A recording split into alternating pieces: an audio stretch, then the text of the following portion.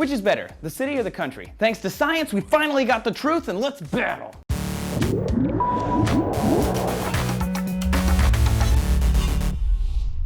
Hey Earthlings, Trace here repping for D News. The battle of city living versus country living has been going on forever. The United States started as a predominantly agrarian farming society. It's seen urban migrations and then suburban flight. And now we're seeing people rebound into urban and rural communities again. But where is the safest place for humans to live overall?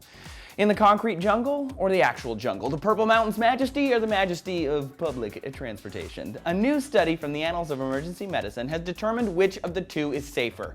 It's a city. The city is the safer place. Take that, Amber Waves of Grain. What up? No one is saying the country sucks, because I would never say that. My high school was literally next to a cornfield. I grew up in the country. According to the study, people living in urban areas are 20% less likely to die from a serious injury than people who live in rural parts of the country.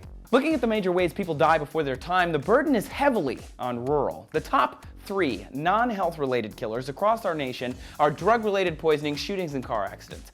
While usually we think of homicides and muggings as dangers of the city, gun-related deaths are equally likely in both urban and rural areas, but both are far outweighed by car crashes, which are twice as likely to kill in a rural area. In fact, if you include health-related issues, the Wall Street Journal says rural residents are more likely to be obese, sedentary, and smoke cigarettes, and they face higher rates of diabetes, stroke, heart attacks, and high blood pressure because of that. Not to mention, they're further from hospital care, with the average wait for an ambulance being almost 18 minutes.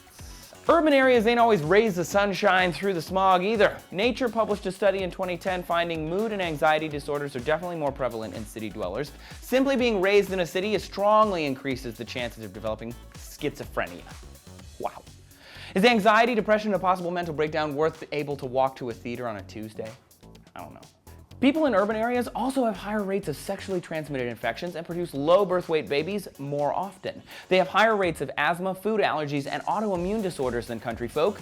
We city folk are like beat down by the city. Regardless of where you live, if you want to up your health and lifespan, eat right, exercise, and take care of yourself. These aren't hard and fast rules, but are generalizations across the country. So what do you think? Would you rather desire a streetcar or a home on the range? Tell us about it, and we'll see you with more news of the world around you next time on D News.